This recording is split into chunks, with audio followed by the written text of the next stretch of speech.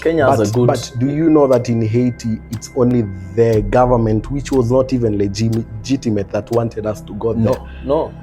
Actually, Actually, there's a survey that was done. 63% of the people wanted the Kenyan police to be deployed.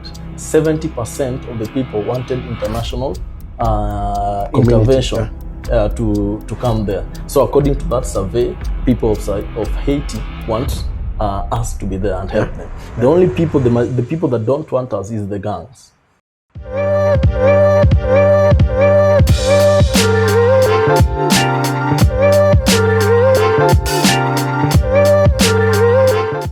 So we were going to talk about the Prime Minister of Haiti resigning. So recently, after the Prime Minister of Haiti left Kenya, signing that bilateral agreement for Kenya to go there, he was later on barred from entering the country by the Haiti gangs. So currently he's in a neighboring country where he has sought sort of refuge there, and he has resigned from his position of Prime Minister after the gangs had threatened him to resign or else there'll be genocide. So what's your take on that entire story? Haiti is an interesting story, by the way. Yeah.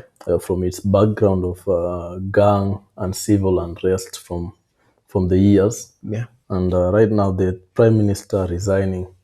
And by the way, I've not searched on it. What has he resigned from?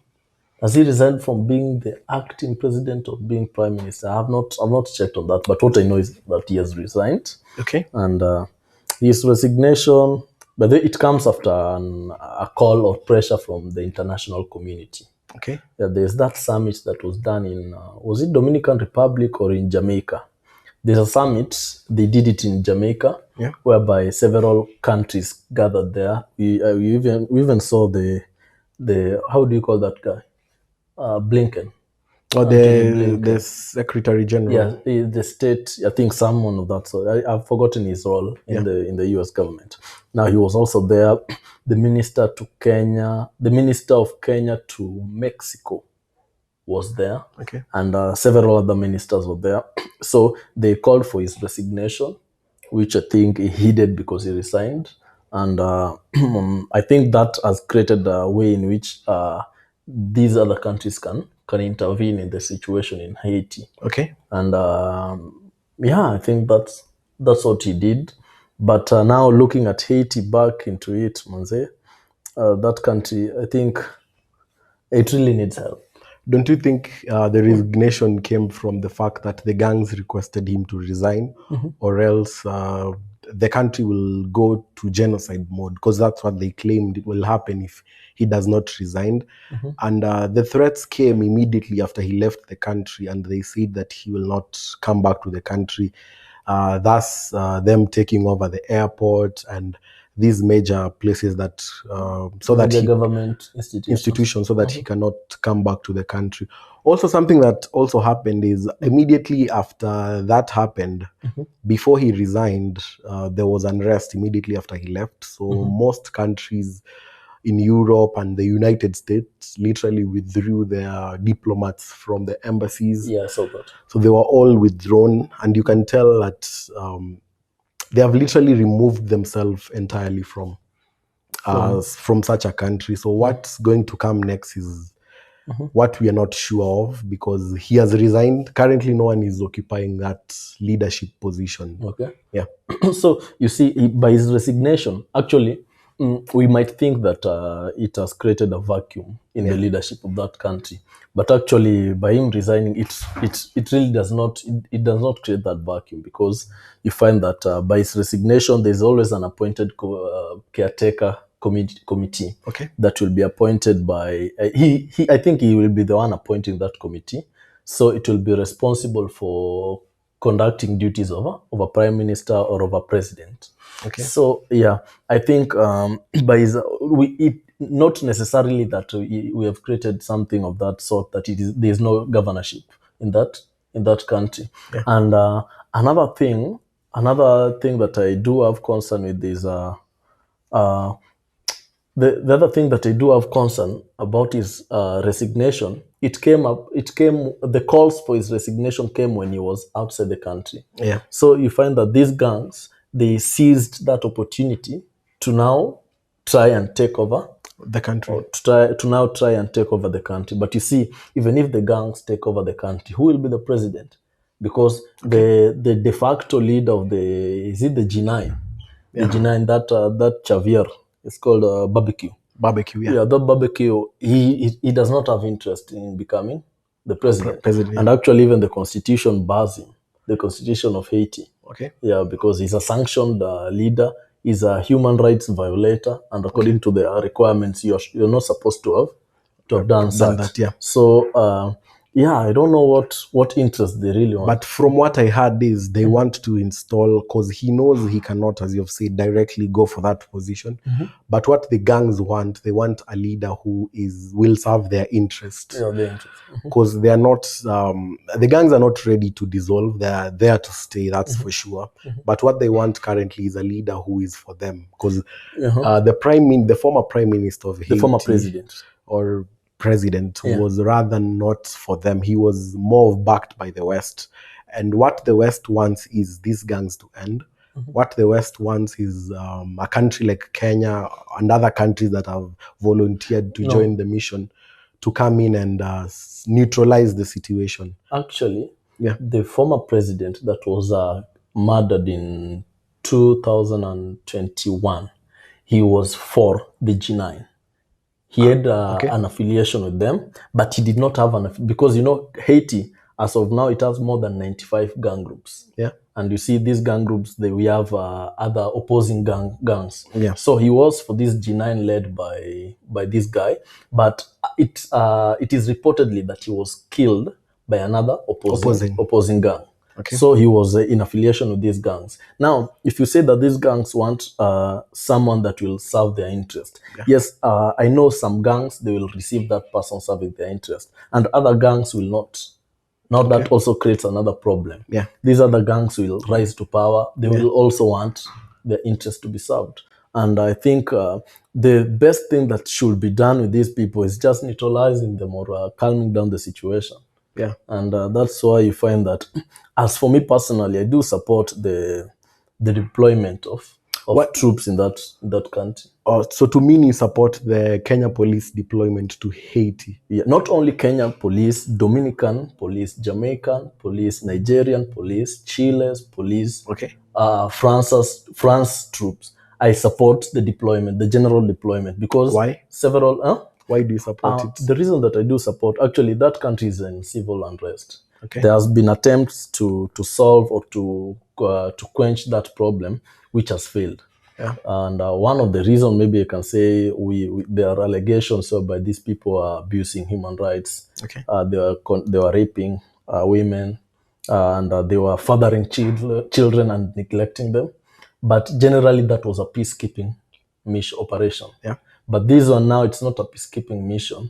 This is it is a supporting security operation, whereby they're going there and it is a combat operation. My assumption was the fact that you never agreed with Taliban being in, with the US being in Afghanistan, and they were against the Taliban because your stand is always Taliban is a legitimate political movement. It's a political movement. Don't you feel like these ones are movements of the sort? Okay, it is not a political movement. It's just like saying El Chapo to be president of Mexico. Yeah. Because this guy is a warlord. Actually, the barbecue and the rest, they're warlords. Okay. These are just people interested in. You've seen they have been committing genocides. They've been committing massacre shootings. Yeah. In Afghanistan, you never heard that the Taliban are committing these such of atrocities. But for them, it's different because they are denying women basic rights. Not denying women basic rights. That's what we say. Okay. But what they're doing, they're enforcing their constitution, which we all know it's the Quran. Yeah. Okay. So we will blame them for enforcing the constitution. I don't want to get into details about that. But in one way, they according to their religion, they're following their religion. But these guys, there's no religion they're following. At first, you But cannot say is there a line to tell that it's okay simply because you're following your religion in quotes? I haven't. Is there a line to tell that it's okay simply because you're following your religion and it's not because you don't have a religion basis to back whatever you're doing? Okay, now I'll say that simply because you Okay. see something in your country, something is wrong to be done, that does not mean when I do it in my country, it will be wrong. In Okay. this way, we all see that as the African continent, we all see the LGBTQ thing to be some sort of nuisance to us. Yeah. But in the US, these people, they're practicing it. Yeah. And they're condemning us for not practicing it. And we are condemning them for practicing it. Yeah. So them doing it and us not doing it does not mean it is wrong for them to do because they allow it. Okay. So if you see that these people, if you get into the details of why they're preventing the women from doing certain things, it has some religion affiliations. Okay. So maybe they might be bad, they might be good, but we do not have that legal or moral authority to tell them what to do and what to not to do in their country. Yeah. Now, this is a country, Haiti, has called for help. Yeah. It is a country that was stricken by earthquake in 2010, a country that had a cholera outbreak. Yeah. It is a country that more than half of the population are living under the global, how do you call it? Poverty line. Yeah. Below it. Yeah. It is the poorest country in the Western Hemisphere. Yeah. It is a country that, literally, it is a country that has had problems, corruptions, not coups, but these gangs things. It has had them since time immemorial. Okay. Now they want to try and solve it. They want to try and build the economy. It is the country itself that called for help. The government that was there, it called for help. I personally do not agree with Kenya as per se, because I'll speak as a Kenyan. Okay. I do not agree with Kenya going there because currently I'm happy because the Congress did not pass the money that was supposed to be given to these countries to aid for that Haiti mission. That it will pass. They stopped it simply because they threw a lot of money to Afghanistan. It never worked. Nothing changed. The mission that they wanted to accomplish in Afghanistan to instill a government that was legitimate for them never worked. But Taliban is still there. I agree with Congress not throwing money to Haiti to try and put a legitimate government, and it won't work, in my own opinion, if they try and deploy policemen from every possible country they can. In my opinion, it won't work. If they wanted to help the people, they could have. Remember, they don't want to provide aid to them. No, you're wrong. Okay. Actually, if you look at the specifics of their whole donation, they're donating over $330 million. Yeah. Now, you find that this money that they were supposed to, already there's some money that has been given to governments like the Kenyan government. It has been not given directly, but it has been set in the UN trust fund. Yeah. Now, among the reasons, I saw that report, among the reasons that Congress never passed it, they wanted to get into details of how these funds will be used. Okay. Yeah, not really that Afghanistan whole story. It can come up. I don't disagree or I don't dispute that fact. But among the main reason was that they need to get into details because to be fair or to just be honest, 35 million is nothing to the US government. Because that is what was supposed to be passed. Okay. Because DOD, the Department of Defense, requested for that particular amount to be passed in order for it to be set so that the troops might come. Because Kenyans said that we will not take our troops to that land before the first payment comes or before a certain amount of money comes. Okay. So that's what they requested, not that the whole Afghan issue. But now the fact that I disagree with us going there, it's simply because we ourselves, we talked about this on the last episode because we had already covered some part of the Haiti thing. Sure. We talked about it when we said as a country we are unable to sustain ourselves. We have our own problems. We have our own problems. The Kerio Valley, we have bandits there, which we are unable to maintain with the police. Even currently, we have sent in the army to try and neutralize that situation, which has not even yielded any fruits as per now, because it's currently still progressing. So we are in that situation, but we want to act as if we are in the position that we can help. Another thing where I disagree strongly is because we know how our country works. The reason why we are sending our policemen there is to serve specific people's interest. It's not to serve, we are not doing it out of goodwill as we would like to make it look like. We are doing it simply because people are serving their interest. But can you prove that they're serving their interest? We all know interests must be served, but how can you prove that these people are serving their own interest? Because why don't we all think and believe that they want to serve the interest of the Haiti people? Because actually, according to the report, it is a goodwill. And by the way, Kenya has a good. But do you know that in Haiti, it's only the government, which was not even legitimate, that wanted us to go there? No. Actually, there's a survey that was done. 63% of the people wanted the Kenyan police to be deployed. 70% of the people wanted international intervention to come there. So according to that survey, people of Haiti want us to be there and help them. The only people, the people that don't want us is the gangs. And actually, questions that have been raised, you'll find that people are raising concerns of, are we capable to do that? Do we have the sufficient training to do that? We also have our own problems. Why can't we focus on our own problems? Now, if you are looking at your own problems, actually, you as a person, let's just assume you as an individual, you have your own problems. Maybe you might your family, one of your family member is sick. You have a loan to pay. You have some other duties you have to pay your mortgage. You have to buy food in your house. Now, will you stop buying food in your house because someone else needs help? Actually, it is just like this, that you have another problem. We don't disagree with that. But this other problem can also be solved. Let us solve this problem while also solving our own problem. Using the same analogy you've used, you're solving your problem. You cannot go and solve other people's problem. You see, and you yourself, you have all these problems you have not fixed. Now, the only thing that Kenya will commit to is the personnel. Equipments were being given. The amounts were being given. Actually, we are not spending our own money. I'm aware of that. And if at all there is benefit, we are going to benefit. And another thing, in the global stage, you see by this deployment, Kenya has a long history. You find that in Yugoslavia, Kenya deployed, in the former Yugoslavia, the Cambodia, those countries, Kenya deployed. It is in the 90s. In Sierra Leone, Kenya deployed troops. In Sudan, Kenya deployed troops. In Libya, Kenya deployed troops. Somali, and which other country? Even Congo Kenya has deployed troops. And you find that Kenya has had a history of being willing to help the international community. And this one, it really strengthens the diplomatic relationships between countries. Right now, Kenya's that one, it strengthens the diplomatic relationship between Kenya and the Western Hemisphere.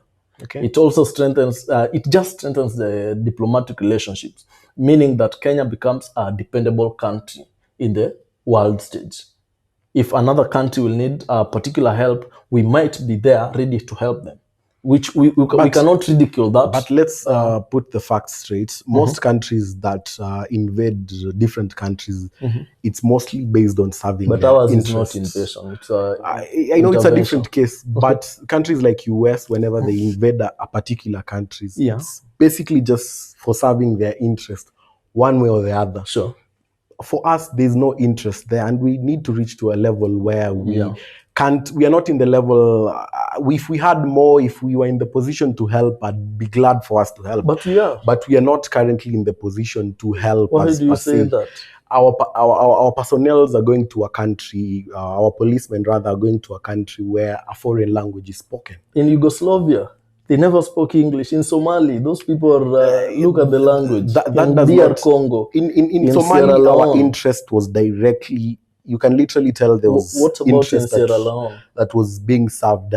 I might not defend us going there, but I will speak against us going to another place because we already went there. Actually, by the way, there's that problem. I've had some people saying the language barrier. Even the last episode, I saw that. But actually, that's not a prevention for a particular military group which to mission go. do you think they're going to do there? We need to go there first It of all. is Which mission do you think they're going to do there? Because it is to bring back normalcy in that particular country, okay, and that means neutralization of the gangs.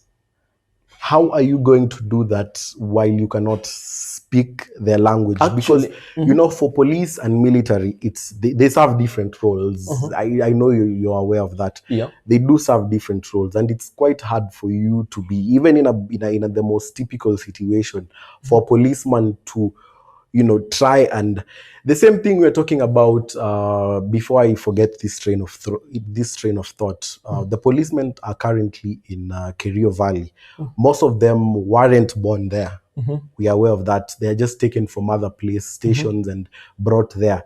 One of the disadvantages that Natembeya mentioned was they don't even understand the terrain. We are talking about Kenyans going to another place in Kenya. Yeah. Language is a barrier to them. They don't understand the terrains there. So these a lot of barriers that's there even in our country. We are unable to solve that. Allow me to interject Now, on that. now going to another place, it will be much more harder. Okay. Now, if you look at the discipline forces, how they usually work, you are taught in the training period, you're taught that maybe you might need to invade another country to serve the purpose of the interest of your country. And among the things that these people are trained on, you're trained on how you navigate different terrains, and it is actually very difficult.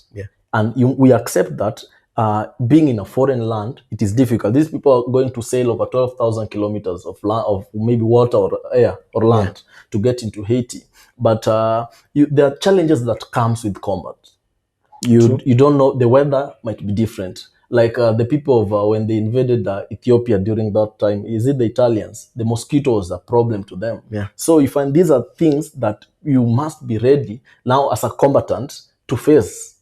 And I know we are living in a modern world. The language won't be much of a hindrance for them executing their purpose and their role in that particular country. Because, of course, as you can expect, these people are speaking French. You basically, I know, okay, let me just speak from a normal point of view. There are some things when spoken to you in French, you can get them.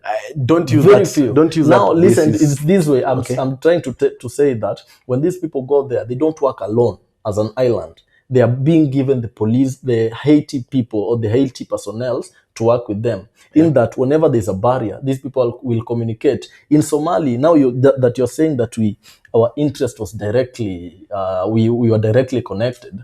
In Somali, which language are these people speaking there? Whatever, I don't know, is it the Amharic or whichever language that these people are speaking. Our normal Kenyans who only understand English and Swahili and maybe their mother tongue, they could not get that language, but they have executed their roles. Going into DR Congo, by the way, do you know that these people in Congo, they speak French? In some parts of Congo, these people they completely don't understand Swahili or English. So so in fact, where they went, the Goma part, they don't understand Swahili. They were speaking French. Now we cannot really say that language is a barrier, cultural difference is a barrier. Maybe we come up with logistical issues. Maybe this place is so remote, we cannot bring in our whatever. And actually, even the people that are going there, the police, if you say police, you're just taking that word and seeing the normal police on your street. But actually, the police being deployed there, as far as I'm concerned, or the information that I have, they're deploying the RDU, they're deploying the BPU. RDU is the Rapid Deployment Unit, which their work, you see, any terror attack happening in the country, they're the ones who are supposed to take part. And these are people, they were drawn from the long time, the Reke squad, the flying squad, then they were drawn from the special service unit. Now we also have people from GSU going there. You also have people from border patrol unit and anti-stock theft unit. Now you find that these are paramilitary trained group going into that particular combat. They know how to deal, and the particular, if you look at the gangs there, these are not people who will be using artillery, shells to fire into them, using bombs. The only things are basically things which will be used commonly is the AK-47. Actually, it is the primary assault rifle that will be used there. And you find that these are equipments that are commonly used in CQB, in the close quarter battles. And this particular group of police, they are trained in that. Now, If you speak on matters, if they really are capability, if that's an issue, these people are capable of conducting that particular operation. Why don't you think the Americans? Why don't you think Americans don't It's want to because of go history. there? Because of history, because the Americans were once there, Okay. and they were removed from there. The people rejected them Okay. of what they were. How do you call it? What it is claimed that they were doing. Yeah. Yeah. Now people did not want them to be there.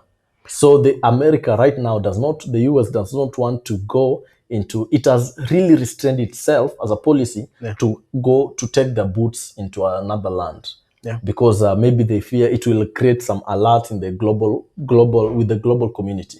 Because actually, if they take their troops there, it will create some concerns.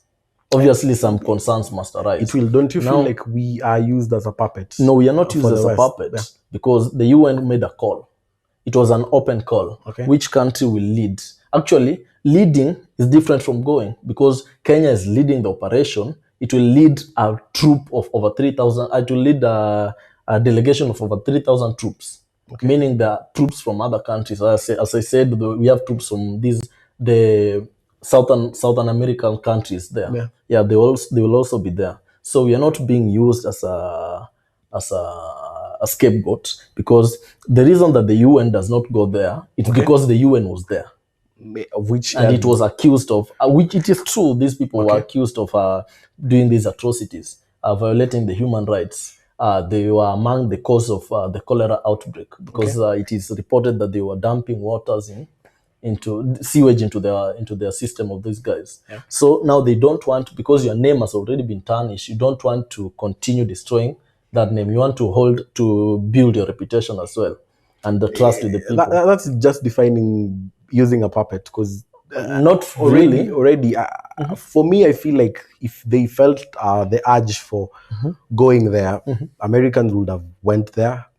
No, okay. They are famous for that. But the fact that a proxy had to be used to serve the interests, I'll just say it, the interest of the West, to serve a specific interest. What specific interest are you You talking know, about? okay, currently, do you know that Haiti is in debt? The legitimate Haiti government. The current government is legitimate.